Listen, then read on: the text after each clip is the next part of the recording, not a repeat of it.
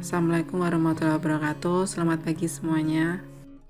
Hari ini kita akan melanjutkan pembahasan tentang klasifikasi makhluk hidup. Kemarin kita sudah membahas tentang ciri-ciri makhluk hidup. Nah, hari ini lanjutannya yaitu pengklasifikasian makhluk hidup. Bagaimana cara mengklasifikasikan makhluk hidup dan mengapa makhluk hidup harus diklasifikasikan.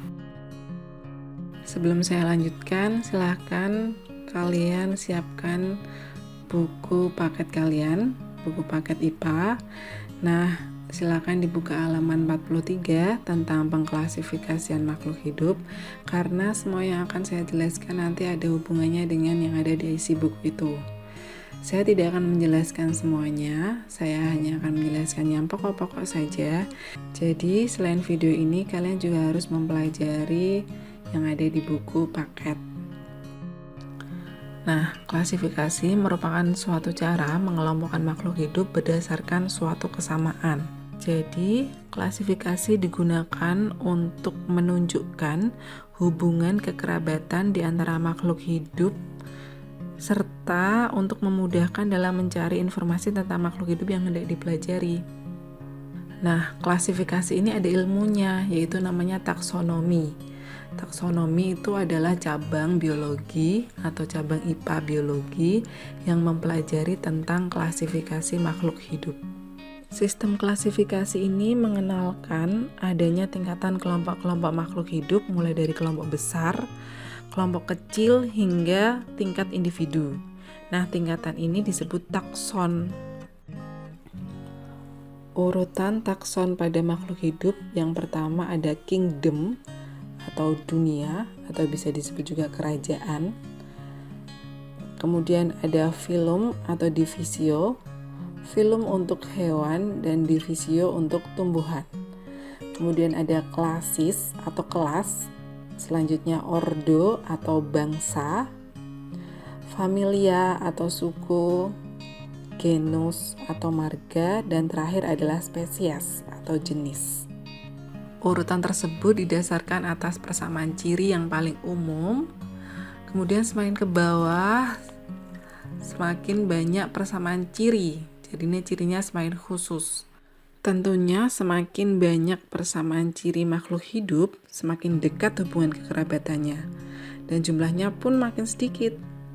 Demikian sebaliknya, semakin sedikit persamaannya, semakin jauh hubungan kekerabatannya. Dan jumlahnya pun semakin banyak.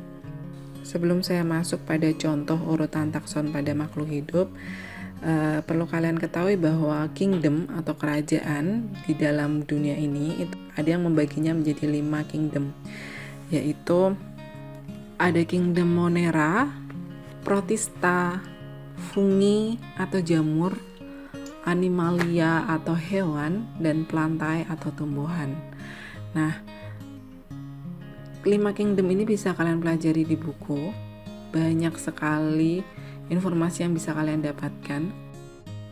Saya akan memberikan contoh urutan takson pada salah satu spesies pada kingdom Animalia atau hewan. Kingdom Animalia ini terdiri dari semua jenis hewan yang ada di dunia ini.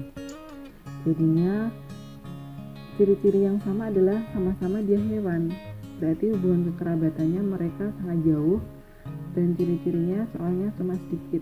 Contohnya di situ mulai ada burung, ada ular, kanguru, ada bintang laut, kupu-kupu, kucing, ada onta, ada ikan, dan lain sebagainya. Ada banyak phylum dalam kingdom Animalia ini.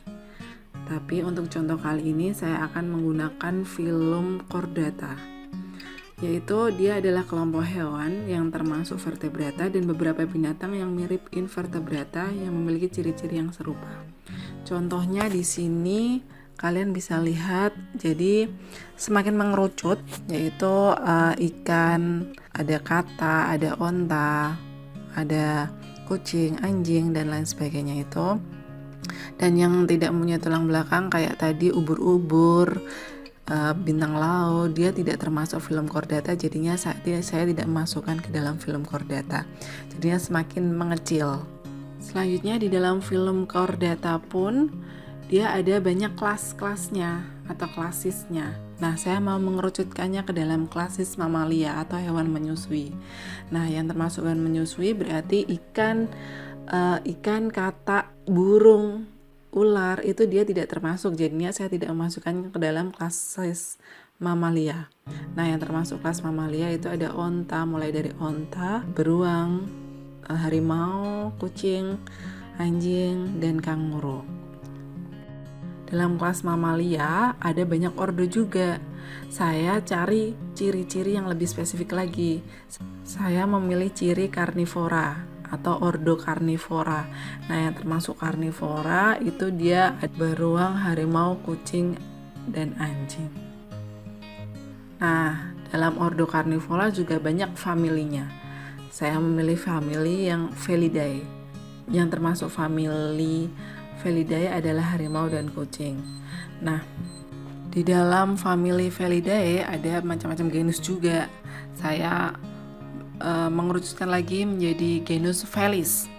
Felis itu kucing. Jadi kucing pun ada banyak macam-macamnya.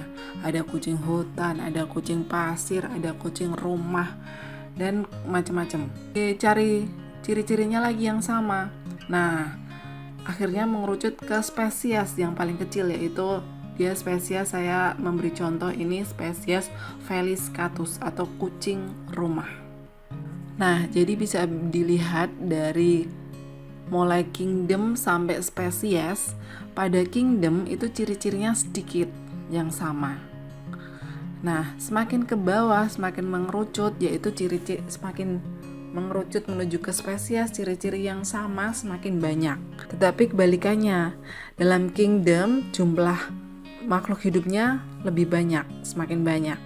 Nah, semakin ke bawah jumlah makhluk hidupnya pun semakin sedikit karena ciri-ciri yang sama pun semakin banyak, jadinya makhluk hidupnya semakin sedikit. Seperti itu contohnya. Selanjutnya kita akan bahas kunci determinasi. Nah, ini pasti asing bagi kalian, jadinya harap dipahami baik-baik. Di-pause dulu misalnya ada yang kurang paham, dan tetap dibuka buku paketnya karena berhubungan. Jadinya kalau kalian nggak paham sambil baca buku paket terusan sambil lihat video seperti itu. Kalau pelan-pelan saja, di-pause, dipahami dulu, lalu baru lanjutkan lagi. Nah, kunci determinasi ini adalah salah satu cara yang digunakan untuk mengidentifikasi makhluk hidup berdasarkan ciri-cirinya. Jadinya cari persamaan ciri-cirinya terus diklasifikasikan menggunakan metode kunci determinasi ini. Contohnya, jika saya mempunyai tumbuhan lumut, suplir, jagung, kedelai, terong, dan melinjo, terus saya mau mengelompokkan tumbuhan-tumbuhan tersebut berdasarkan ciri-cirinya. Nah, kita bisa mengelompokkannya dengan kunci determinasi. Pertama, kita cari ciri yang paling umum dahulu. Nah, hal yang perlu diperhatikan dalam kunci determinasi ini ada di halaman 50, yaitu yang pertama adalah kunci harus dikotomi atau berlawanan. Nah, yang kedua, kata pertama dalam tiap pernyataan dalam satu kuplet harus identik. Contohnya ini. Jadi, saya melihat cirinya yang paling umum yaitu berspora dan tidak berspora. Nah, berspora kan lawannya tidak berspora. Yang berspora termasuk berspora adalah lumut dan suplir. Yang tidak berspora adalah jagung, kedelai, terong, dan melinjo. Kemudian yang berspora antara lumut dan suplir saya cari lagi persamaan cirinya, yaitu berbatang jelas dan tidak berbatang jelas. Yang berbatang jelas suplir dan yang tidak berbatang jelas lumut. Untuk yang tidak berspora kita kelompokkan lagi berdasarkan persamaan cirinya, yaitu biji tertutup dan biji terbuka. Biji terbuka ada melinjo dan biji tertutup ada jagung, kedelai, dan terong. Jagung, kedelai, dan terong ini kita cari lagi persamaannya. persamaan cirinya, yaitu berkeping 2 dan berkeping 1. Berkeping 1 untuk jagung, berkeping 2 untuk kedelai dan terong. Nah, kedelai dan terong kita cari lagi, yaitu berbunga kupu-kupu untuk kedelai dan berbunga trompet untuk terong. Selanjutnya kita kasih nomor untuk membuat kunci determinasinya.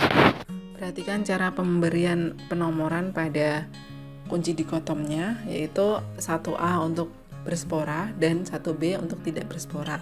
Selanjutnya 2A untuk berbatang jelas dan 2B untuk tidak berbatang jelas. Habis sampai di situ, kita beralih ke 1B tadi. 1B dibagi menjadi 2, yaitu tadi udah selesai 2, berarti sekarang 3. 3A untuk biji tertutup dan 3B untuk biji terbuka. Kemudian 3A dibagi menjadi 2 lagi, 4A. 4A untuk berkeping 2, 4B untuk berkeping 1. 4A dibagi jadi 2 lagi untuk yaitu 5A dan 5B. 5A untuk berbunga kupu-kupu dan 5B untuk berbunga trompet. Yaitu buku paket halaman 54. Di sana sama ada diagram kunci dikotom. Jadi kalian perhatikan kunci dikotom itu, kemudian sambil memperhatikan kunci determinasi yang ada di video ini. Karena kunci determinasi yang ada di buku paket ada yang kurang tepat sedikit. Jadinya kalian perhatikan diagram kunci dikotom di buku paket sambil melihat kunci determinasi di video ini. Nah, cara membuat kunci determinasinya, 1A tadi untuk tumbuhan berspora dan 1B untuk tidak berspora. Nah, 1A tadi cabangnya itu kan menuju angka 2A dan 2B. Maka ditulis tumbuhan berspora menuju ke angka 2. Nah, 1B tumbuhan tidak berspora, yang tidak berspora tadi kan cabangnya dibagi menjadi 2, itu kan 3A dan 3B. Maka dari itu ditulis angka 3. Selanjutnya langsung urutannya yang 2A dan 2B. 2A untuk berbatang jelas dan 2B tidak berbatang jelas. Yang berbatang jelas udah langsung ada jawabannya, yaitu suplir. Tidak berbatang jelas juga ada jawabannya, yaitu lumut. Lanjut ke 3A dan 3B. 3A untuk biji tertutup, 3A ada cabangnya lagi, yaitu 4A dan 4B. Maka ditulis angka 4.